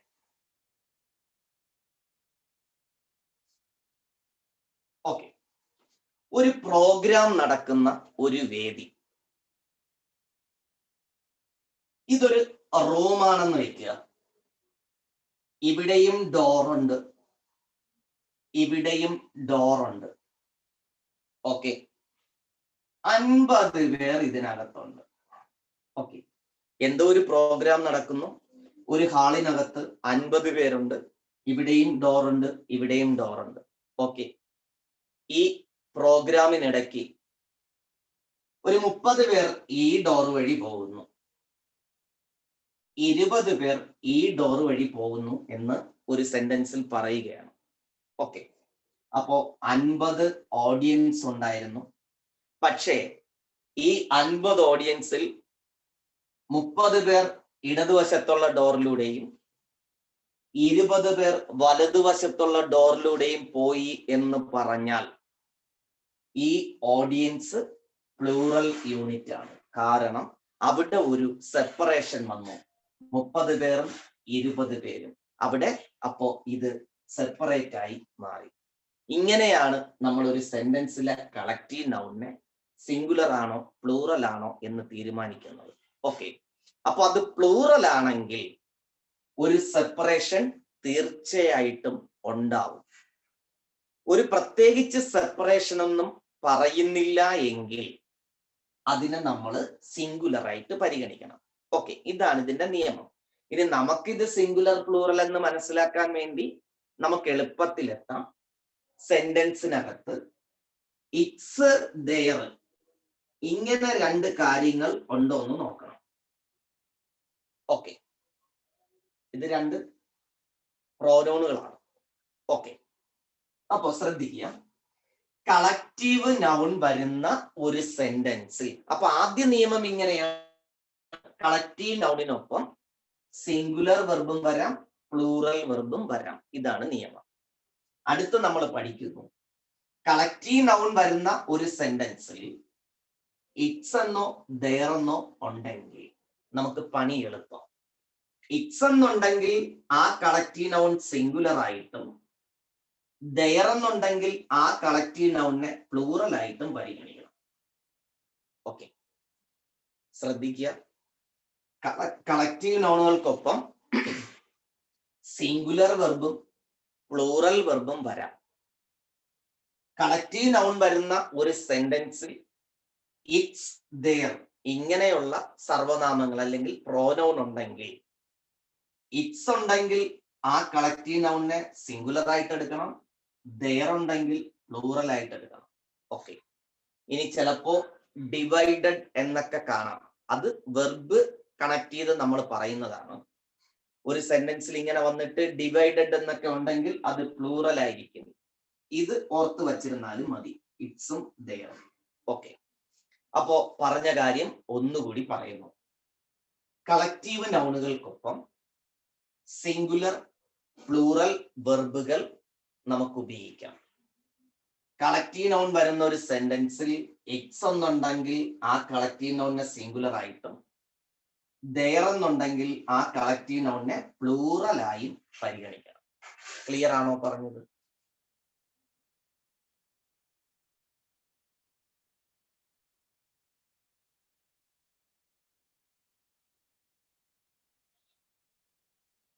ഇതേപോലെ തന്നെ നമുക്ക് ഡിഫറന്റ് എന്നോ ഡിവൈഡഡ് എന്നൊക്കെയോ ഉണ്ടെങ്കിൽ നമുക്ക് പ്ലൂറൽ ആയിട്ടും പരിഗണിക്കാം. ഓക്കെ, ഇതിന് പകരം ഡിഫറന്റ് എന്നോ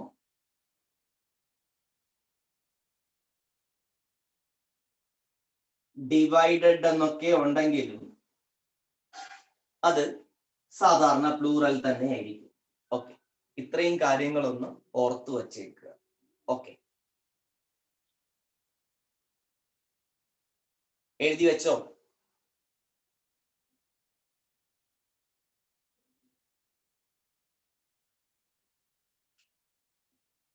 ഈ ദയർ വെച്ചുള്ള ഒരു നിയമം നമ്മൾ പഠിച്ചായിരുന്നു.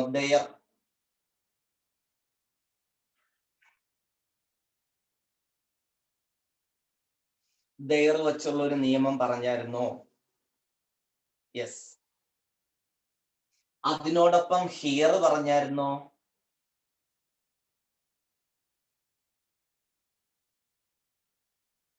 നോ, പറഞ്ഞില്ല. ഓക്കെ,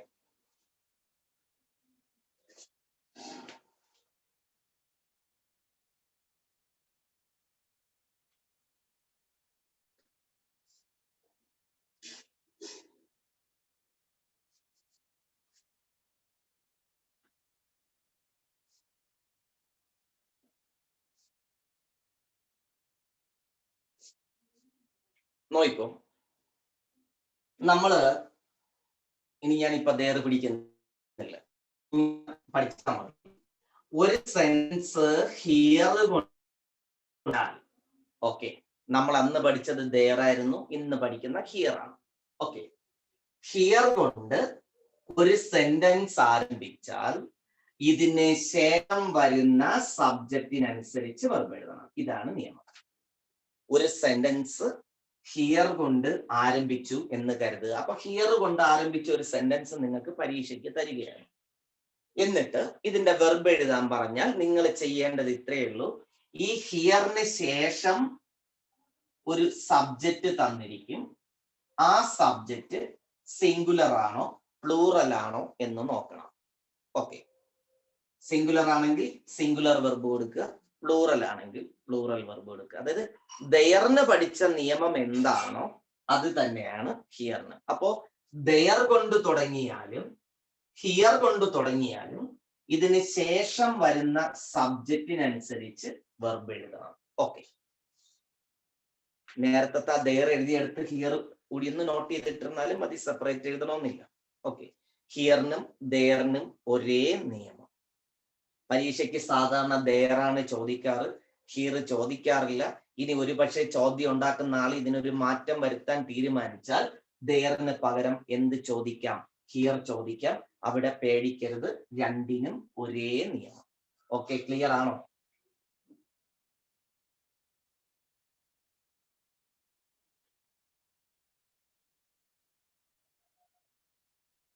ഓക്കെ, ഇനി അടുത്ത് പറയാൻ പോണ ഒരു കുഞ്ഞു കാര്യം, നൺ ഓഫ്.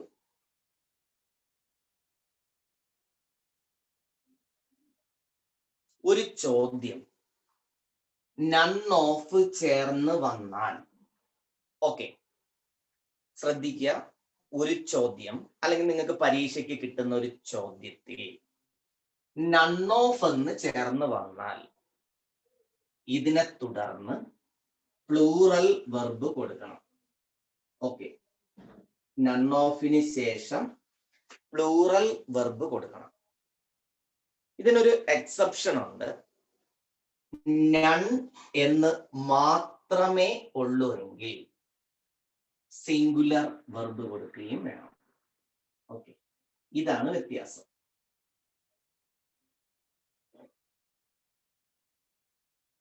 ശ്രദ്ധിക്കുക, നൺ ഓഫ് എന്നാണ് ചോദ്യമെങ്കിൽ അതിനോടൊപ്പം പ്ലൂറൽ വെർബും, നൺ മാത്രമേ ഉള്ളുവെങ്കിൽ അതിനോടൊപ്പം സിംഗുലർ വെർബും കൊടുക്കണം. ഓക്കെ, യഥാർത്ഥത്തിൽ ഗ്രാമർ ടെസ്റ്റുകളൊക്കെ നോക്കുമ്പോൾ അതിനകത്ത് പറയുന്ന നിയമം നൺ ഓഫിന് ശേഷം പ്ലൂറലും സിംഗുലറും ഉപയോഗിക്കാമെന്നാണ്. പക്ഷെ നമ്മുടെ PSC പരീക്ഷകളെ സംബന്ധിച്ച് ഇങ്ങനെ പഠിക്കുന്നതാണ് ശരി. കാരണം PSC പരീക്ഷകളിൽ നൺ ഓഫ് ചേർന്ന് വരുമ്പോൾ പ്ലൂറൽ വെർബ് എന്നുള്ള ഉത്തരത്തിലേക്കാണ് PSC പോകുന്നത്. സിംഗുലർ പരിഗണിക്കാറില്ല. യഥാർത്ഥത്തിൽ രണ്ടും ഉപയോഗിക്കാം. അപ്പൊ നിങ്ങൾ പഠിക്കുമ്പോൾ ഇങ്ങനെ പഠിക്കുക, നൺ ഓഫ് എന്നുണ്ടെങ്കിൽ പ്ലൂറൽ വെർബും നൺ മാത്രമാണ് ഒരു സെന്റൻസിൽ ഉള്ളതെങ്കിൽ, അതായത് നണ്ണിനൊപ്പം ഓഫ് ഇല്ലാതെയാണ് വരുന്നതെങ്കിൽ സിംഗുലർ വെർബും ഉപയോഗിക്കണം. ഓക്കെ, ക്ലിയർ ആണോ? നമ്മൾ ഇതേപോലെ മോർ ദാൻ വണ്ണും പഠിച്ചു, മെനിയും മെനി എയും പഠിച്ചു. അതേപോലെ ഇതുകൂടി ഒന്ന് ഓർത്തിട്ടേക്കുക, നണ്ണും നൺ ഓഫും. ഓക്കെ, നൺ ആണെങ്കിൽ സിംഗുലർ, നൺ ഓഫ് എന്നാണെങ്കിൽ പ്ലൂറൽ. ഓക്കെ,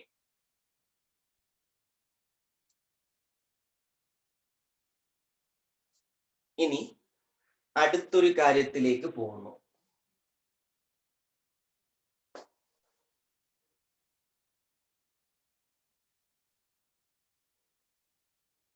ചില കളക്റ്റീവ് നൗണുകൾ. ഓക്കെ, ചില കളക്റ്റീവ് നൗണുകൾ ഓഫ് ചേർന്ന് വരാം. ഓക്കെ, ശ്രദ്ധിക്കുക. നമ്മൾ നേരത്തെ കുറച്ച് കളക്റ്റീവ് നൗൺ പഠിച്ചു.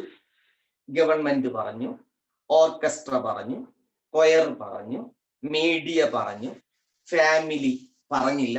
ഫാമിലി എന്നുള്ളത് ഒരു കളക്റ്റീവ് നൗൺ ആണ്. ഇങ്ങനത്തെ കളക്റ്റീവ് നൗണുകളുണ്ട്.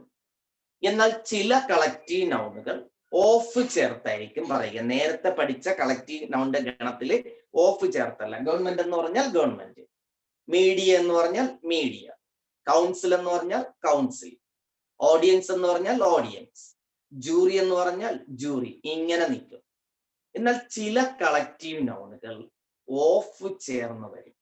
ഓക്കെ, അപ്പോ നിങ്ങൾക്ക് ഒരുപാട് കളക്റ്റീവ് നൗണുകൾ ഇങ്ങനെ ഓഫ് ചേർന്ന് വരുന്ന നിങ്ങൾ കേട്ടിട്ടുണ്ടാവും. ഓക്കെ, പരീക്ഷയ്ക്ക് സ്ഥിരം ചോദിക്കുന്നതാണ് ഹെഡ് ഓഫ് കാറ്റിൽ.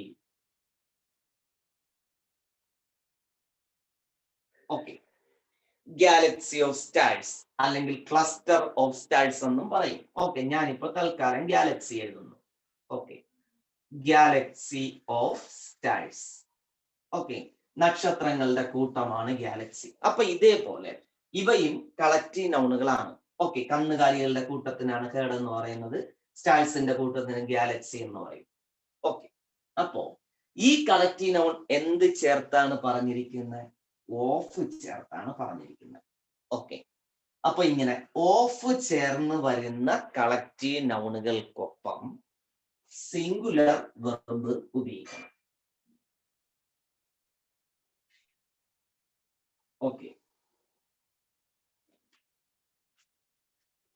നേരത്തെ നമ്മൾ പഠിച്ച കളക്റ്റീവ് നൗൺ പറഞ്ഞപ്പോ അവയ്ക്കൊപ്പം സിംഗുലറോ പ്ലൂറലോ ഉപയോഗിക്കാമെന്ന് പറഞ്ഞു. ഇപ്പൊ പറഞ്ഞു ഓഫ് ചേർന്ന് വരുന്ന കളക്റ്റീവ് നൗണുകൾക്കൊപ്പം സിംഗുലർ വെർബ് ഉപയോഗിക്കാം. ഇവിടെ ഞാൻ എന്ത് പറഞ്ഞില്ല? പ്ലൂറൽ പറഞ്ഞില്ല. അതുകൊണ്ട് ഇവിടെ ഞാൻ 99% എന്ന് കൊടുക്കുന്നു. ഓക്കെ, ശ്രദ്ധിക്കുക. നേരത്തെ പറഞ്ഞ കളക്റ്റീവ് നൗണുകൾ ഓഫ് ചേർന്നല്ല ഒരു ചോദ്യത്തിൽ വരിക. അതുകൊണ്ട് അവയ്ക്കൊപ്പം സിംഗുലറോ പ്ലൂറലോ എടുക്കാമെന്ന് പഠിച്ചു.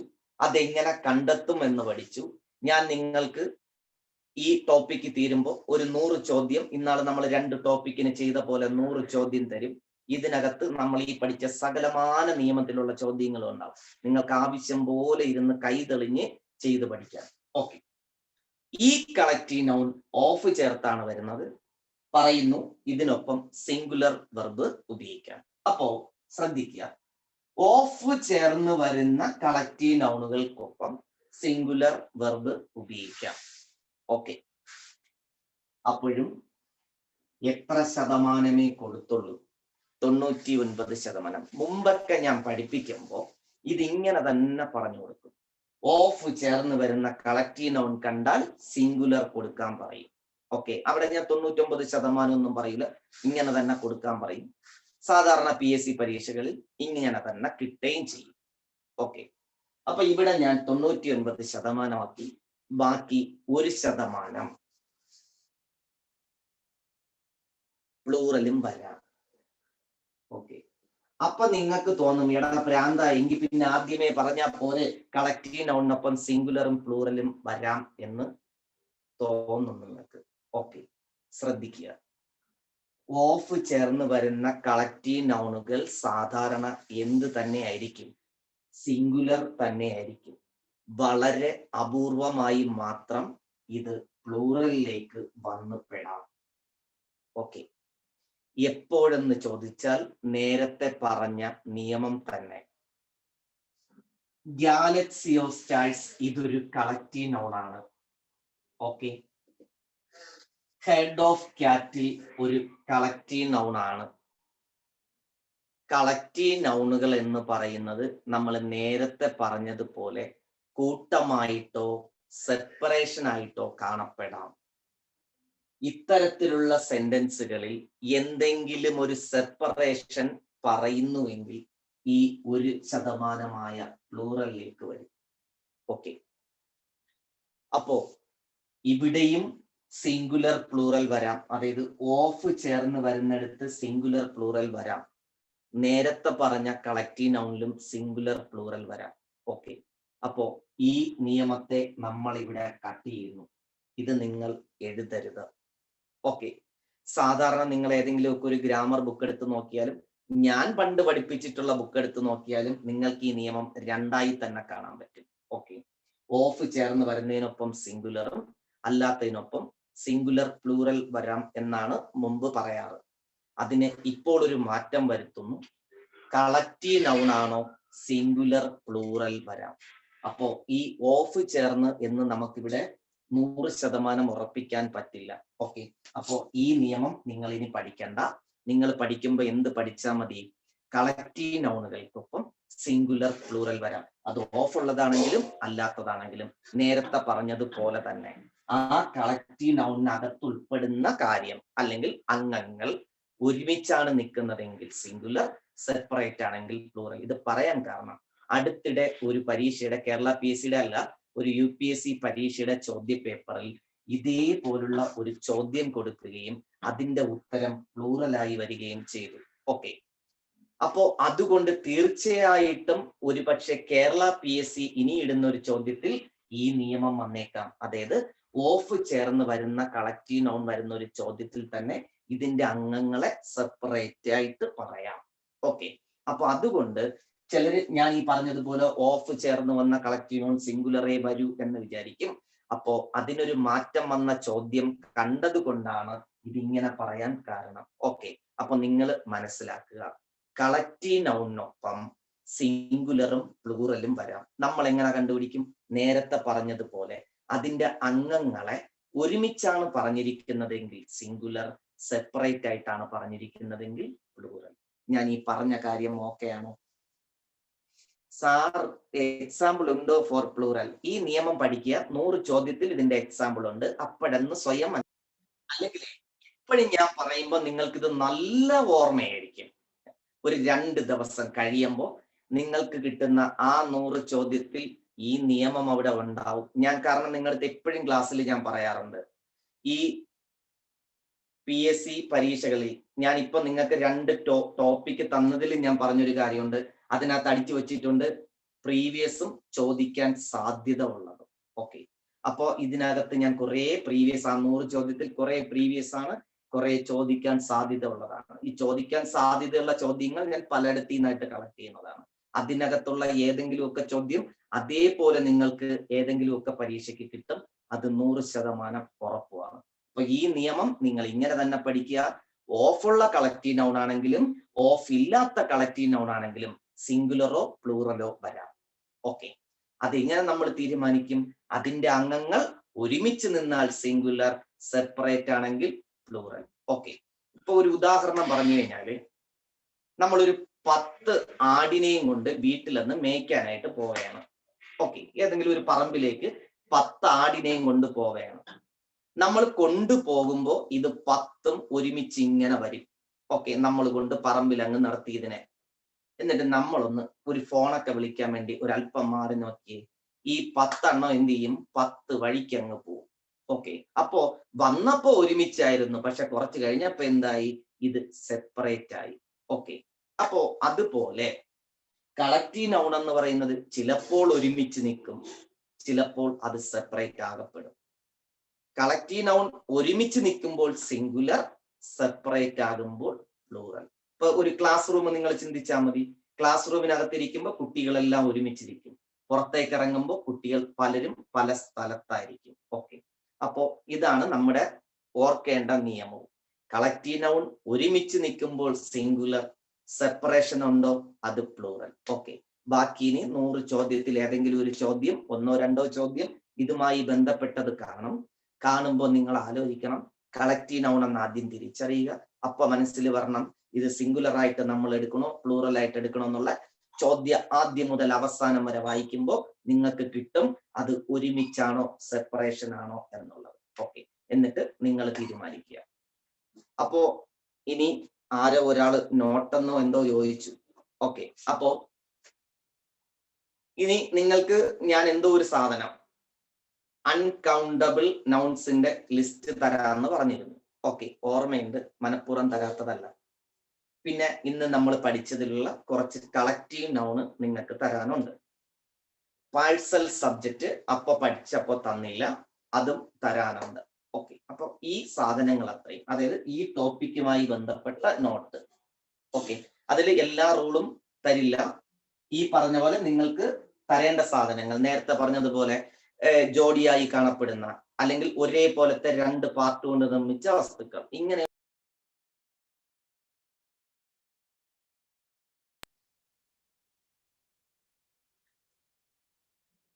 പറയുന്ന കേൾക്കാമോ? ഒരു കോൾ വന്നതായിരുന്നു, കേൾക്കാം. അപ്പോ ഈ പറഞ്ഞ കാര്യങ്ങൾ ഉൾപ്പെടുന്ന നോട്ട് അത്രയും തീർച്ചയായിട്ടും 2 ദിവസത്തിനുള്ളിൽ നിങ്ങളുടെ വാട്സാപ്പ് ഗ്രൂപ്പിൽ കിട്ടും. നിങ്ങൾ അത് വെച്ച് പഠിക്കുക. എഴുതി വെച്ച നിയമങ്ങൾ അത്രയും നന്നായിട്ട് പഠിക്കുക. നിങ്ങളെ കൊണ്ട് ചെയ്യാൻ പറ്റുന്ന ചോദ്യങ്ങൾ അത്രയും സ്വയം ചെയ്ത് ശീലിക്കുക. ഓക്കെ, അപ്പോ 100 ചോദ്യത്തിൽ 100 മാർക്കും നിങ്ങൾ വാങ്ങും എന്ന വാശിയോടുകൂടി എന്ത് ചെയ്യുക, പഠിക്കുക. അടുത്ത ക്ലാസ്സിൽ നമുക്ക് കാണാം.